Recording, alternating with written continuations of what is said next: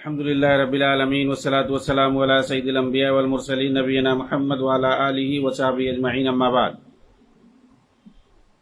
محترم ناظرین کرام، امام بربہاری رحمہ اللہ اپنی کتاب شرح سنہ کے اندر کہتے ہیں وَاعْلَمْ أَنَّ رسول اللہ صلی اللہ علیہ وسلم قال ستفترق امتی علی 73 فرقہ كلها في النار الا واحدہ وهي الجماعة قيل من هم يا رسول الله قال ما أنا عليه اليوم وأصحابي۔ اور یہ جان لیں کہ اللہ کے رسول صلی اللہ علیہ وسلم نے فرمایا ہے کہ عنقریب میری امت 73 فرقوں میں بڑھ جائے گی، سب کے سب دوزخی ہوں گے سوائے ایک فرقے کے، اور وہ الجماعہ ہے۔ پوچھا گیا کہ یہ کون لوگ ہیں، تو آپ نے فرمایا یہ وہ لوگ ہیں جو اس طریقے اور منہج پر قائم ہوں گے جس پر آج میں اور میرے صحابہ ہیں۔ یہ بہت ہی واضح حدیث ہے، بہت ہی واضح روایت ہے، جو حدیث افتراق کے نام سے مشہور ہے۔ قبل اس کے کہ میں اس پیراگراف کی تشریح جو شیخ ربیع المدخلی فضل اللہ نے کی ہے اپنی کتاب عون الباری کے اندر، آج کل ایک ویڈیو وائرل ہے اور وہ بہت ہی تلبیس کاری کے ساتھ، پروپیگنڈے کے ساتھ، جس کے اندر اخوانیوں کی جو حماسی تنظیم ہے اس کا جو ترجمان بنا ہے مجہول قسم کا انسان ابو خبیدہ کے نام سے، اس مجہول نے جو تقریر کی ہے اور اس کے اندر عالم اسلام کو اور خاص طور سے عربوں کو اس میں برا بھلا کہا ہے، اور کہا کہ تم لوگ قیامت کے دن پکڑے جاؤ گے۔ سب سے پہلے کہ آپ دیکھیں گے اس کی تمام ویڈیو کو آپ دیکھ لیں، یہ جو مجہول آدمی ہے اس کی پوری ویڈیو کو آپ دیکھیں گے تو دو چیزیں ضرور محسوس کریں گے پوری ویڈیو میں۔ اس کے کیا ہے وہ آپ دیکھیں گے کہ یہ صحابہ کے دشمن قاتلوں کو، مسلمانوں کے قاتل شیعہ رافضیوں کو پروموٹ کرتا ہوا نظر آئے گا، جو اسلام کی جڑ کاٹنے والے ہیں۔ پوری تاریخ گواہ ہے، مسلمانوں کے پیٹھ میں چھرا گھونپنے والے ہیں، جن کا فلسطین سے، بیت المقدس سے، مسجد اقصی سے کوئی لینا دینا نہیں رہا ہے، بلکہ وہ ہمیشہ اس قضیے کے خلاف رہے ہیں مسلمانوں کے۔ ہمیشہ انہوں نے دشمنوں کی، اسرائیل کی مدد کی ہوئی ہے۔ ان جو ہے ظالموں اور ان قاتلوں اور مسلمانوں کے ان دشمنوں، اور خاص طور سے ہمارے صحابہ کے گستاخوں اور دشمنوں کو یہ بیہودہ ہمیشہ مجاہد اور مخلص کہتا ہوا نظر آئے گا، اور یہ بیہودہ انہی کو الٹا القدس سے، بیت المقدس اور فلسطین کا محافظ بتائے گا۔ یعنی کیسا جو ہے پروپیگنڈا کیا جا رہا ہے کہ جنہوں نے لڑائیاں لڑی اور جنہوں نے اس کے لیے حفاظت کی اور جنہوں نے اس فلسطین کے لیے سب کچھ قربان کیا اور ان کو مدد کیا اور مدد کرتے آ رہے ہیں، اور یہ خبیث جنہوں نے فلسطینیوں کی کبھی مدد نہیں کی ہے سوائے اس خبیث تنظیم کے، کہ ممکن ہے ان کو جو ہے تربیت دیتے ہو، ان کو اسلحہ دیتے ہو تاکہ وہاں فتنہ اور فساد بڑھتا رہے۔ تو عسکری طور پر اسلحہ وغیرہ کے ذریعے سے، اور وہ بھی اسلحہ جائے گا کہاں سے؟ اسرائیل کے واسطے سے جائے گا۔ یہ بھی سن لیں آپ، پیسہ اور اسلحہ جو بھی ان یہودوں کو ملتا ہے وہ سب اسرائیل دیتا ہے، اسرائیل کی حکومت دیتی ہے، ورنہ کوئی راستہ ہے ہی نہیں۔ تربیت لینے کے لیے جاتے ہوں گے یہ لوگ۔ تو جو بیہودے فلسطینیوں کے خلاف ہیں، مسلمانوں کے خلاف ہیں، ان کو یہ جو ہے پروموٹ کرتا ہوا نظر آئے گا اور انہیں اصلی محافظ بتائے گا۔ یہ چیز آپ دیکھیں گے۔ اب دیکھیں گے بار بار وہ خبیث ایران کو جو ہے اسلامی جمہوریہ ایران کہتا ہوا نظر آئے گا، یعنی اس کو دکھائے گا پورے عالم اسلام میں کی، اور یہ تو ان لوگوں کی عادت ہے شروع ہی سے، جب سے خمینی کی حکومت آئی ہے ان اخوانیوں نے اور جماعت اسلامیوں نے اس کو اسلامی کہہ کر کے پروموٹ کیا ہے، ورنہ یہ لوگ اچھوت مانے جاتے تھے مسلمانوں کے اندر۔ آج یہ لوگ اس کو آئیڈیل بنا کر کے پیش کر رہے ہیں، مجاہد بنا کر کے پیش کر رہے ہیں یہی لوگ. اور اس نے جو اپنے قاتل ملیشیاؤں کو عالمی اسلام کے اندر خاص طور سے عربوں کے اندر پھیلا رکھا ہے مختلف ناموں سے، یہ حزب اللہ ہے، یہ زینبیون ہے، یہ فاطمیون ہے، یہ حوثیون ہے، یہ حزب الصابی ہے، یہ فلاں ہے، دمکان ہے. یہ جو قاتل ملیشیاں ہیں کس لیے ہیں؟ یہ مسلمانوں کو، اہل السنہ کو قتل کرنے کے لیے. جہاں بھی ہیں یہ اہل السنہ کے خلاف ہیں، اہل السنہ کے قاتل ہیں. یہ ان لوگوں کو یہ بیہودہ جو مجہول انسان ہے چہرہ ڈھک کر کے آتا ہے اور یہ خود کہتا ہے کہ میں گرچہ فلسطین میں نہیں ہوں لیکن میں فلسطین کا ترجمان ہوں. یہ خود نہیں وہاں پہ ہے، پھر کہاں ہے سر دھج کر کے آتا ہے؟ بھائی کون اس کو پروموٹ کر رہا ہے؟ کون اس کو لانچ کیا، اس کو سنبھال کے رکھا ہوا ہے؟ کہاں سے یہ جو ہے میڈیا میں آ کر کے بھڑکاتا ہے لوگوں کو؟ یہ سمجھنے والی بات ہے. وہاں تو رہ بھی نہیں سکتا ہے، غزہ کے اندر یہ تو رہ بھی نہیں سکتا ہے. اس طرح جو سج دھج کر کے آتا ہے اور اسٹوڈیو سے بیان دیتا ہے الجزیرہ کے اندر، ظاہر سی بات ہے. تو یہ جو ہے ایک طرف ایران کی تعریف کرتا ہے، اس کو پروموٹ کر رہا ہے، شیعوں کو عالمی اسلام کا ہیرو بنا رہا ہے، اور دوسری طرف اس کی جو قاتل ملیشیائیں ہیں پورے عالم عرب کے اندر اور عالمی اسلام کے اندر، ان سب کو جو ہے یہ مجاہد بتاتا ہے اور کہتا ہے کہ تم ہی لوگ صرف ہماری مدد کر رہے ہو اور کوئی مدد کرنے والا نہیں ہے.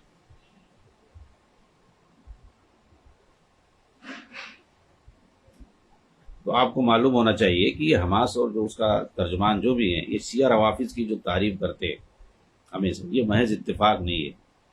یہ اتفاق نہیں ہے، معلوم ہونا چاہیے. کوئی بھی بندہ اخوانیوں کا، یہ تحریکیوں کا، ایران کی ملعون خمینی کی یہ جو تعریف کرتے ہیں نا، اور اس کی جو ہے باغی حکومت کی، اس کی بغاوت کو، اس کی قاتل حکومت کی جو ہے تعریف کرتے ہیں، اس کو اسلامی جمعیہ وغیرہ کہتے ہیں، پروموٹ کرتے ہیں، یہ اتفاق نہیں ہے، بلکہ یہ اخوانیوں کا عقیدہ ہے، ان کی یہ فکر ہے، ان کی یہ سوچ ہے، ان کا یہ منہج ہے. کیونکہ خمینی کا جو ماڈل ہے اور خمینی کی جو فکر ہے وہی حسن البلہ اور سید قطب کی فکر ہے، وہی مودودی کی فکر ہے.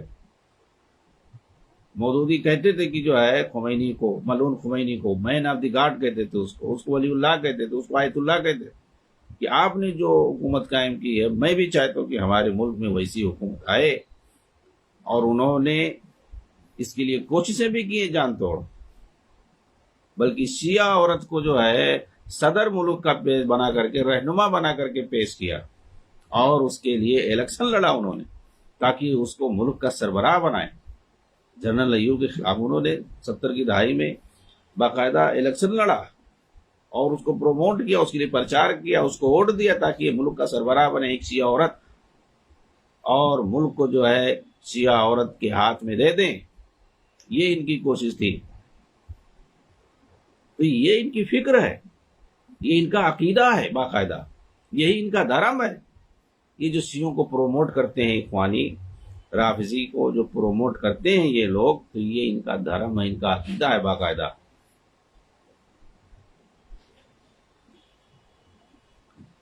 اور چونکہ یہ جو شیعہ روافض ہیں یہ یہودیوں کے لیے ایک طرح سے ٹول ہے، ہتھیار ہے. اسی طرح سے آپ سمجھ لیں اخوان المسلمین بھی ایسے ہی شیعوں کے ٹول ہیں عرب سنیوں کے خلاف، انہیں کمزور کرنے کے لیے. جس طریقے سے یہودیوں کے یہ ٹول اور ہتھیار ہیں شیعہ پورے عالم اسلام کو کمزور کرنے کے لیے، ایسے ہی یہ اخوانی جو ہے یہ شیعوں کی جو ہے ٹولز ہیں عربوں کو کمزور کرنے کے لیے. ہر طرح، ہر پیمانے پر یہ عربوں کو کمزور کرنے کی کوشش کرتے ہیں، اندر باہر سے شیعوں کو ساتھ میں لے کر کے. اور دوسری بات اس کی جو تقریر میں سامنے آتی ہے، جو چیز جھلکتی ہے اس مجہول انسان کے جو ہے تقریر میں، کہ یہ عوام کو مظاہروں، ہنگاموں اور حکمرانوں کے خلاف نکلنے پر اکساتا رہتا ہے. قبائل کا نام لے گا کہ نکلو میں تمام عرب قبائل سے جو ہے گزارش کرتا ہوں، تمام جو ہے جماعتوں سے میں گزارش کرتا ہوں، تمام تنظیموں سے گزارش کرتا ہوں، یہ عوام کو باقاعدہ اکساتا ہے کہ لوگ جو ہے مارچ کریں، اور اپنے اپنے یہاں مقصد یہ ہوتا ہے کہ اپنے اپنے ملک میں جہاں بھی ہو وہاں پہ تم بغاوت کرو، خاص طور سے جو فلسطین کے ارد گرد جو ممالک ہیں جیسے مصر ہے، اردن ہے وغیرہ، یہ دو ملک اصل میں، لبنان مراد نہیں ان کا، عراق مراد نہیں ان کا، جی ہاں، اور سیریا، اس سے پہلے سیریا تھا، تو وہاں بھی جو ہے سیوں کی حکومت تھی، تو سیریا ہے بغل میں، لبنان ہے، عراق ہے، یہ ان کو یہ لوگ مخاطب نہیں کرتے تھے، یہ دو ملک اردن اور مصر، یہاں کے پبلک کو یہ خاص طور سے نام لے کر کے ان کو اکساتے تھے۔ تو یہ جو ہے اس کا آپ دیکھیں گے دو چیزیں عام طور سے ملیں گی، شیعوں کی رافضیوں کی جو ہے حمالی کرتا نظر آئے گا، ان کو پروموٹ کرتا نظر آئے گا، اور جو قاتل ملیشیائیں ہیں ان کی تعریف کرے گا، ان کو مجاہدین کہے گا، اور کہے گا یہی لوگ کام کر رہے ہیں۔ مطلب شیعہ جس کا کوئی تعلق ہی نہیں ہے سرے سے، سیاسی ایجنڈے کے تحت اپنے مقصد کو پورا کرنے کے لیے زبانی خرچ چاہے جو کر دے، کبھی جو ہے یہ مسجد اقصیٰ کے لیے کام نہیں کر سکتے، اور اگر ان کو اسلحہ دے رہے ہیں اسرائیل کے واسطے سے، تو یہاں وہاں پر ان کا اپنا خاص ایجنڈا، وہی ایجنڈا ہے جو اسرائیل کا۔ اسی طریقے سے آپ دیکھیں گے کہ جتنی بھی رافضی اور شیعہ جماعتیں ہیں ان کی حمایت اور ترویج، ان کو پروموٹ کرنا، اور ساتھ میں خارجی انقلابی فکر کو پھیلانا، تو یہ دونوں چیزیں جیسا کہ بتلائی گئی، روافظ کو عالم اسلام میں پروموٹ کرنا، ان کو بڑھاوا دینا، شیعوں کو، صحابہ کے گستاخوں کو۔ آپ دیکھیں موجودہ دور میں صحابہ کے خلاف گستاخی کتنی عام ہو گئی ہے، کتنی عام ہو گئی، اور کتنا لوگ پروپیگنڈے کا شکار ہے ان لوگوں کی وجہ سے۔ تو اخوانیوں نے اور جماعت اسلامیوں نے جتنا پروپیگنڈا پھیلایا ہوا ہے، شاید کہ اتنا پہلے کبھی پھیلایا گیا ہو۔ تو اس کی تقریر میں آپ یہ دونوں چیزیں پائیں گے، شیعوں کو پروموٹ کرنا اور خارجی فکر کو پھیلانا، خارجی فکر کو بڑھاوا دینا۔ اور یہ آپ سمجھ لیں جو روافظ اور خوارج ہیں یہ ہمیشہ یہودیوں کے اعلی کار رہے ہیں، مسلمانوں کے خلاف ہمیشہ رہے ہیں، مسلم حکومتوں کے خلاف ہمیشہ انہوں نے کام کیا ہے، چاہے کھل کر کے اگر مضبوط رہے ہیں، طاقتور رہے ہیں، چاہے وہ چھپ کر کے اگر یہ کمزور رہے تو انڈر گراؤنڈ ہو کر کے، ہمیشہ انہوں نے مسلمانوں کے خلاف کام کیا ہے، دشمنوں سے مدد لے کر کے، دشمنوں کا اعلی کار بن کر کے۔ ہمیشہ یہ عالم اسلام کے اندر جہاں بھی ان کو طاقت ملتی ہے وقتی طور پر تو یہ مسلمانوں کے خلاف منصوبہ نافذ کرتے ہیں۔ اور آپ دیکھیں گے یہ چیز، یہ ابو قبیدہ جو بولتا اپنے آپ کو، عبداللہ ابن سبا کے بالکل جو ہے مشابہ نظر آتا ہے۔ عبداللہ ابن سبا کی جو تاریخ ہے تو عثمان رضی اللہ تعالیٰ عنہ کے زمانے، وہ اس کے اندر بھی یہ دونوں چیزیں پائی جاتی تھیں، کیسے وہ نوجوانوں کو بھڑکاتا تھا، حکمرانوں کے خلاف کیسے لوگوں کو ابھارتا تھا۔ یہ تو خارجی فکر ہو گئی اس کی۔ آپ دیکھیں عبداللہ ابن سبا، تو یہ دور حاضر کا میڈیا کا عبداللہ ابن سبا ہے، جو یمن کا یہودی تھا، اور مدینہ میں آ کر اس نے حضرت علی کے ہاتھ پر اسلام قبول کیا، اور پھر بظاہر اسلام قبول کیا، اور پھر کیسے اس نے جو ہے نوجوانوں کو پکڑا اور بھولے لوگوں کو مدینہ کے اندر، مکہ کے اندر، اور پھر اس کے بعد عراق کے اندر جا کر کے کوفہ اور بصرہ کے اندر، اور پھر اس کے بعد مصر کے اندر لوگوں کو کیسے بھڑکایا اس نے۔ تو یہ چیز فتنہ برپا کرنا، اور دوسری چیز جو ہے یہ بھی شیعیت اور رافضیت کو پروموٹ کرنا، اس کا بھی مقصد تھا۔ یہ دونوں چیزیں وہاں بھی تھیں۔ حضرت علی رضی اللہ تعالیٰ عنہ کی ذات سے متعلق اس نے عقیدے گڑھے غلو کر کے، جی ہاں، یہ تو اللہ کے رسول کے وصی ہیں۔ یہ جو شیعہ آج کل حضرت علی کو وصی مان رہے ہیں نا، اور حضرت علی کو پہلا امام مان رہے ہیں، خلیفہ بغیر فصل بول رہے ہیں، یہ سب اسی یہودی جو ہے عبداللہ بن سبا کا دین ہے، ورنہ اسلام کے اندر یہ کوئی چیز نہیں ہے۔ حضرت علی 14 خلیفہ ہیں اور ایک منتخب خلیفہ ہے، سب جانتے ہیں۔ کہ وسیع سے کہاں وسیع ہے، کہ وسیع کا معنی کیا ہے؟ امام، کہ اللہ کے رسول نے اپنے بعد وسیع مقرر کیا تھا، امام مقرر کیا تھا حضرت علی کو، لیکن ان پر ظلم کیا گیا، ان کو دیا نہیں گیا۔ حضرت علی کا نور جو اللہ کے رسول کا جو نور تھا وہ حضرت علی میں منتقل ہو گیا، پھر اس کے بعد حضرت علی کے واسطے حسن میں گیا، حسین میں گیا، اس طریقے سے سلسلہ ہوا۔ یہ کس نے یہ سب نظریہ گڑھا تھا؟ اسی عبداللہ بن سبا یہودی نے، اور اس نے یہ وسیع کا عقیدہ گڑھا حضرت علی کے اندر، حضرت علی کو وسیع اور امام بنا کر کے پیش کیا، بلکہ اس کے کچھ پیروکار حضرت علی کو خدا ماننے لگے کہ علی سے مراد اللہ۔ اس لیے علی رضی اللہ عنہ نے بعض ایسے زندیقوں کو، انہی سبائیوں کو قتل بھی کروایا، آگ میں جلوا دیا۔ حالانکہ آگ میں جلانا صحیح نہیں تھا، عبداللہ بن عباس رضی اللہ عنہما نے تنبیہ فرمائی، تو ہو سکتا ہے حضرت علی کو نہ معلوم رہا ہو۔ تو بہرحال یہ جو ہے عبداللہ بن سبا کے اندر تھی، ایک طرف رافضیت کو پروموٹ کرنا، اہل بیت کو ایک الگ طریقے سے وہ پیش کرتا تھا، جس طریقے سے قرآن حدیث میں اللہ کے رسول نے بتایا ہوا ہے، اس کے علاوہ ہٹ کر کے ان کا ایک الگ مقام، جیسے آج کے شیعہ پھیلا رہے ہیں، اور بہت سارے اہل سنت بھی اسی جو ہے رو میں بہہ جاتے ہیں، نہیں سمجھ پاتے۔ عبداللہ بن سبا کا جو پروپیگنڈا تھا، اس میں بہت سارے لوگ جو ہے گمراہ ہو گئے، آج بھی ایسے گمراہ ہو رہے۔ آج بھی عبداللہ بن سبا کے جو سبائی فرقہ آج بھی موجود ہے۔ آج بھی مسلمانوں کے اندر عبداللہ بن سبا کے یہ دو جو عنصر ہیں، یہ جو دو منصوبے تھے اس وقت کی، جو ہے شیعیت اور رافضیت کو پروموٹ کرنا، مسلمانوں کے اندر خبیث عقیدہ پھیلانا، اور دوسرا جو ہے خارجیت کو پروموٹ کرنا۔ چنانچہ وہ کہتا تھا نوجوانوں کو کہ لوگوں کو بھلائی کا حکم دو، لوگوں کو منکر سے روکو، اور ساتھ میں یعنی یہ کام کرتے رہو، دعوت کا کام بھی کرو، اور ساتھ میں بیچ بیچ میں حکمرانوں کے خلاف لوگوں کو اکساتے بھی رہو، اور یہی ہمارا اصل مقصد ہے۔ یہ ابن کثیر نے لکھا باقاعدہ البدایہ والنہایہ کے اندر، اس کا جو ایجنڈا تھا، اصل ایجنڈا وہی تھا۔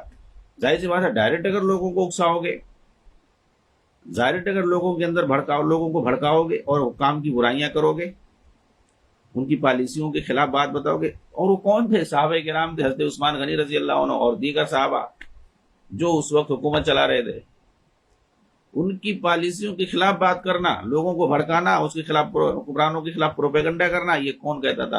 ابن سبا کہتا تھا اپنے نوجوانوں سے، اپنے چیلوں سے یہ بولتا تھا کہ لوگوں میں دعوت کا بھی کام کرو، لوگوں کو بتاؤ کہ ہم اصل خیر خواہ ہیں، ہم اصل دائی ہیں، ہم جو ہے بھلائی چاہتے ہیں سماج کے اندر، ہم چاہتے ہیں کہ دین جو ہے صحیح صورت میں پیش کیا جائے۔ لیکن آج کے جو حکمران ہیں یہ عیاشی کر رہے ہیں، یہ جو ہے اقربا پروری میں مبتلا ہیں، اور یہ لوگ حکومت کے عہدوں سے چمٹے ہوئے ہیں، ان کے اندر یہ خرابی پائی جا رہی ہے، یہ لوگ شراب کے عادی ہیں، یہ لوگ جوا کھیل رہے ہیں، دنیا بھر کی چیزیں۔ تو حکمرانوں کی برائی بیان کرو، ان کے خلاف پروپیگنڈا کرو، اور ساتھ میں اپنے آپ کو ظاہر کرو کہ ہم بہت بڑے دائی ہیں۔ جی ہاں، آج بھی یہی لوگ کر رہے ہیں۔ یہ جو اسلام کے نام پہ تنظیمیں بنتی ہیں نا، اخوان المسلمین، جماعت اسلامی، تنظیمیں اسلامی، اور پتہ نہیں کون ڈھمکانی، یہ سارے لوگ یہی سب کر رہے ہیں۔ یہ دونوں چیزیں یہ لوگ بھی کر رہے ہیں، ان سب کے اندر یہ دونوں چیزیں مشترک ہیں، رافضیت کو پروموٹ کرنا اور خارجیت کو پھیلانا مسلمانوں کے اندر، اہل سنہ کے اندر۔ جی ہاں، یہ دونوں چیزیں، حماس ہو، اخوان المسلمین ہو، اور ان کا جو ایک آلہ ہے بھوپو ہے الجزیرہ ہو، یہ سب اسی یہودی اور سبائی ایجنڈے پہ یہ سب کام کر رہے ہیں۔ ہو سکتا ہے اس میں بھولے لوگ بھی ہوں، ان کو نہ پتا ہو، تو جانے انجانے سب وہی کام کر رہے ہیں۔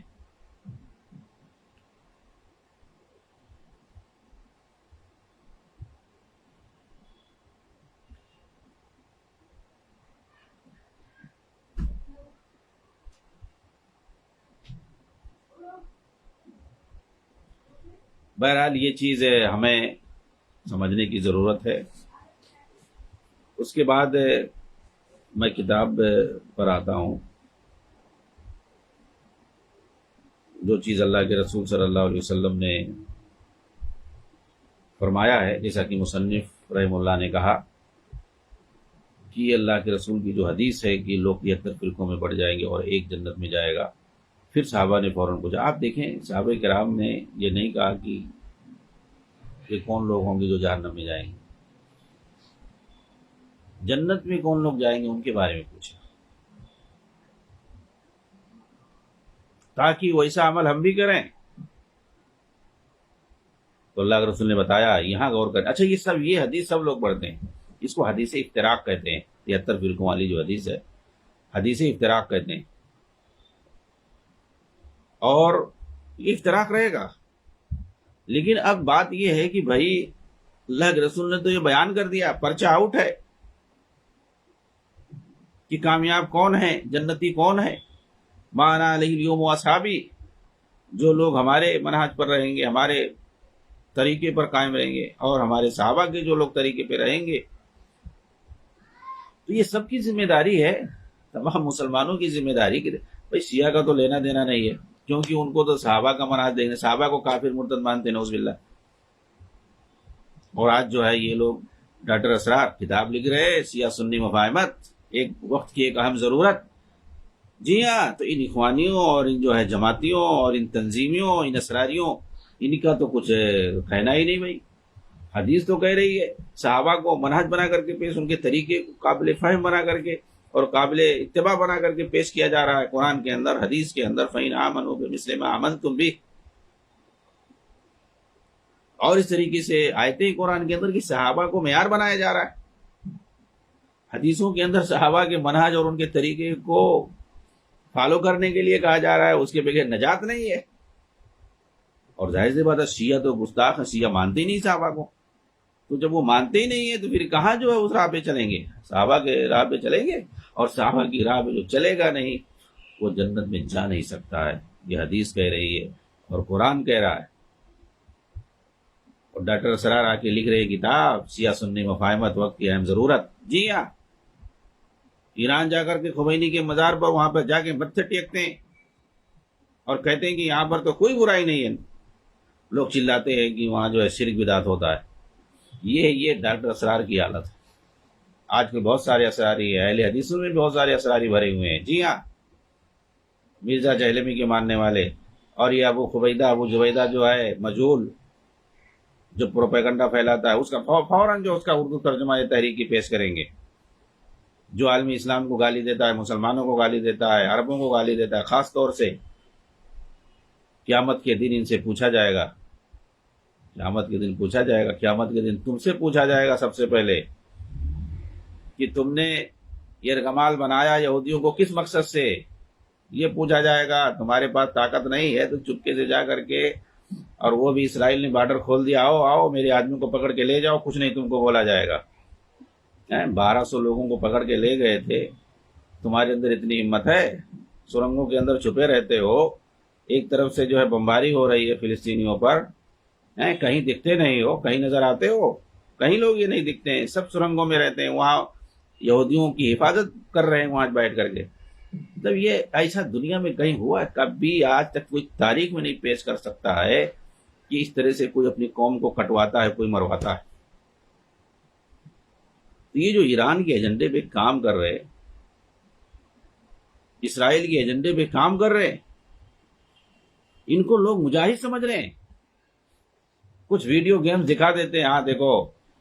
اور کون سا علاقہ جو تباہ ہو چکا ہے علاقہ، وہاں کوئی نہیں ہے، بلڈنگیں تباہ ہیں، کوئی پرندہ بھی نہیں ہے، پتہ چلے گا وہاں کوئی ٹینک ہے، ٹینک پہ جو ہے گولی چلائی جا رہی ہے، بم بلا پھوڑا جا رہا ہے، اور وہ جو ہے ٹینک تباہ ہو گیا، پھر اللہ اکبر کا نعرہ لگائیں گے کہ دیکھو لڑ رہے مجاہدین لڑ رہے۔ آج کل جو ہے آئی اے سے کچھ بھی بنا سکتے ہیں۔ ارے جب پورا محلہ جب تباہ ہے، پورا علاقہ تباہ ہے، بلڈنگیں نیست و نابود ہو گئی ہیں، کوئی پرندہ بھی نہیں وہاں دکھ رہا ہے، تو وہاں اگر کوئی ٹینک کیا کرے گا وہاں؟ اب وہاں ٹینک کی کیا ضرورت ہے بھائی؟ سب کچھ تباہ حال ہے، وہاں ٹینک کیا جائے گا کرنے کے لیے؟ اور اس پہ تم بم پھوڑ رہے ہو، اور اس کے بعد کہتے ہو کہ دیکھو ہاں تباہ اسرائیل کو تباہ کر دیا. دنیا دیکھ رہی تباہ کون ہو رہا ہے، اور یہ بیہودے الٹا جشن مناتے ہیں، فتح کا جشن مناتے ہیں. یہ خبیث جو ہیں رافضیوں کے اعلی کار، یہ حماسی جشن مناتے ہیں فتح کے، اور ایران جاتے ہیں، تہران جاتے ہیں اس خبیث خامنائی کے پاس، اور کہتے ہیں کہ جو ہے آپ کا آشیرواد ہے، آپ کی دعاؤں سے اور آپ کی برکتوں سے ہم جو ہے کامیاب ہوئے ہیں. کون سی کامیابی بیہودے؟ اگر تم کامیاب ہو گئے ہو، تم فتح کی جشن منا رہے ہو اور ایران کو جا کے خوشخبری سنا رہے ہو، تو پھر واویلا کیوں مچا رہے ہو؟ وہاں کے لوگ پھر بھوکے مارے کیوں جا رہے ہیں؟ تو ان کا بھوک نہیں دیکھ رہے ہو؟ تم اپنا پیٹ بھاری کر رہے ہو، پھلا رہے ہو، تو تم تو کامیاب ہو گئے. کس کے لیے کامیاب ہو گئے؟ پھر غزہ والوں کا تم نام کیوں لے رہے ہو؟ فلسطینیوں کا نام کیوں لے رہے ہو؟ تو ان کے یہاں آپ دیکھیں یہ دوگلی پالیسی بالکل واضح ہے میڈیا کے اندر، لیکن جو اندھی تقلید میں پڑے ہوئے ہیں، آپ سمجھ لیں کہ دجال جب آئے گا تو کیا ہوگا. آج اتنی واضح واضح چیزیں یہ لوگ سمجھ نہیں پا رہے ہیں، تو جب دجال آئے گا تو کیا ہو جائے گا، کچھ کہا نہیں جا سکتا ہے. تو اللہ کے رسول صلی اللہ علیہ وسلم نے جو یہ بات فرمائی ہے کہ ہمارے صحابہ کا جو منہج ہوگا، جو ہمارا منہج اور طریقہ، صحابہ کس منہج پر تھے، ان کا کیا طریقہ تھا، وہ دین پر کیسے عمل کرتے تھے، ان کے سامنے کیا چیزیں تھیں قرآن اور حدیث کے علاوہ؟ کوئی چیز نہیں تھی. اسی قرآن کو فالو کرتے تھے، اسی حدیث کو فالو کرتے تھے. اور یہ جو صحابہ کی جماعت ہے، اسی جماعت کے بارے میں اللہ کے رسول نے فرمایا تھا لا تزال طائفۃ من امتی، یہی جو گروہ ہے قیامت تک باقی رہے گا، حق پر قائم رہے گا، کوئی جو ہے ان کا کچھ بگاڑ نہیں پائے گا، یہ اللہ کے رسول نے کہا ہے. تو اب لوگوں کو ڈھونڈنا چاہیے بھائی یہ لوگ کہاں ہیں، یہ صحابہ کی جماعت کہاں ہے. صحابہ کی جماعت یعنی صحابہ کے طریقے پہ چلنے والی جماعت. تو صحابہ کی جماعت، صحابہ کی طور طریقے پر چلنے والی جماعت، ان کے منہج کو فالو کرنے والی جماعت کہاں ہے؟ تو نبی صلی اللہ علیہ وسلم کا جو منہج تھا وہی صحابہ کا منہج ہے، اور وہ منہج قیامت تک باقی رہے گا. ان کا منہج قرآن اور حدیث، اس کے علاوہ اور کوئی چیز نہیں. تو آج بھی جو لوگ اور قیامت تک جو لوگ قرآن اور حدیث کو فالو کریں گے، ترکت فیکم شیئین لن تضلوا ما ان تمسکتم بہما کتاب اللہ و سنتی. دو چیزیں چھوڑ کے جا رہا ہوں، اللہ کے رسول نے صحابہ سے کہا تھا اس کو مضبوطی سے تھامے رکھنا، اللہ کی کتاب اور میری سنت. صحابہ نے تھاما. اب قیامت تک جو ان دونوں چیزوں کو تھام، کیوں؟ اس لیے کہ قرآن جو ہے کتاب شریعت ہے، اور حدیث جو ہے اس کی تفصیل ہے. قرآن کے اندر اللہ نے فرمایا نماز قائم کرو، آپ دیکھیں حدیث کے اندر صحابہ نے بیان کیا کیسے انہوں نے سیکھا اللہ کے رسول سے نماز کیسے پڑھی جاتی ہے. پوری تفصیل نماز کی آپ کو مل جائے گی حدیثوں کے اندر. حدیث کی کتابوں کے اندر کتاب الصلاۃ کے نام سے ایک بڑا چیپٹر آپ پائیں گے اس کے اندر، وہاں پر صحابہ نے تفصیل بیان کیا ہو. تو یہ شریعت کو تفصیل سے کس نے نقل کیا ہے؟ نبی سے سن کر کے صحابہ نے. اور کوئی حدیث بن نہیں سکتی ہے جب تک صحابی کا نام نہ آئے آخر میں. وہ اللہ کے رسول کی بات ہی نہیں ہو سکتی ہے، پروف نہیں ہو سکتی ہے جب تک کوئی صحابی نہ بتائے. جب صحابی کہتا ہے کہ میں نے اللہ کے رسول سے سنا ہے، میں نے اللہ کے رسول کو دیکھا، یہ کہتے، تب جا کر کے وہ حدیث بنتی ہے. صحابہ کو بیچ سے نکالو گے دین ختم ہو جائے گا، نہ حدیث رہے گی، نہ قرآن رہے گا، کیونکہ دونوں کے ناقل وہی ہیں، دونوں کو پہنچانے والے وہی ہیں، دونوں کے مبلغ وہی ہیں. اس کڑی کو کاٹو گے تو پورا دین ختم ہو جائے گا. تو صحابہ کے منہج کو جو لوگ فالو کرتے ہیں، ان کے طریقے کو جو لوگ فالو کرتے ہیں، وہی لوگ کامیاب ہیں. آج ہم سب کی ذمہ داری ہے کہ ہم صحابہ کے منہج کو اختیار کریں اور دیکھیں کہ ان کا منہج کیا تھا، وہ کیا کرتے تھے، ان کے سامنے کیا چیزیں تھیں. قرآن حدیث کے علاوہ کیا اور کوئی چیز تھی تیسری؟ کوئی چیز نہیں. تو آج ہمیں بھی قرآن اور حدیث کو سمجھنے کی ضرورت ہے، اور قرآن اور حدیث کی روشنی میں ہمیں اسلام پر چلنے کی ضرورت ہے. تیسری کسی چیز کی ضرورت نہیں ہے. جی ہاں، تیسری جگہ جاؤ گے تو گمراہی کے علاوہ اور کوئی چیز نہیں. تم کو جو الیاس گھمن جیسے لوگ ملیں گے، طارق مسعود جیسے لوگ ملیں گے، لوگوں کو ادھر ادھر کی الو بنائیں گے لوگوں کو. اس لیے اور بھی بہت سارے ایک سے جو ہے میدان میں آئے ہوئے ہیں، یہ اخوانی ہیں، یہ تحریکی ہیں، یہ شیطانی ہیں، یہ رافضی ہیں، ایک سے آپ کو مل جائیں گے. اسلام نے اصول بتا دیا ہے، قرآن اور حدیث، بس ہمیں اور کہیں دیکھنا نہیں ہے، کہیں نہیں جانا ہے، اور نہ ہی کسی کے منہج کو اور نہ ہی کسی کے طریقہ کار کو ہمیں دیکھنا ہے۔ ہمیں قرآن حدیث دیکھنا اور صحابہ کے منہج کو فالو کرنا، ان کی زندگیوں کو پڑھنا ہے اور ان کے کرداروں کو دیکھنا ہے، اسی میں اسلام ہے بس۔ اور اس کے خلاف جتنے لوگ ہیں، اس اصول کے خلاف، صحابہ کے اصول کے خلاف، صحابہ کے منہج کے خلاف، قرآن اور حدیث کے اصولوں سے جو ہٹ جائے وہ سمجھ لیجئے کہ اس راہ سے اور اس جماعت سے الگ ہے، اور وہ اصل میں قابل مذمت فرقہ ہے جو اس جماعت سے ہٹ جائے۔ اسلام کے اندر ایک جماعت ہے اور وہ صحابہ کی جماعت ہے، وہی چلے گی قیامت تک۔ اسلام کے اندر ایک فرقہ ہے، وہی صحابہ کا فرقہ، وہی قیامت تک چلے گا۔ اس سے جو ہٹ گیا وہ قابل مذمت فرقہ ہے، تو ہمیں ہٹنا نہیں ہے۔ اللہ رب العالمین ہمیں صحابہ کی منہج پر چلائے، آمین۔ والسلام علیکم ورحمۃ اللہ وبرکاتہ۔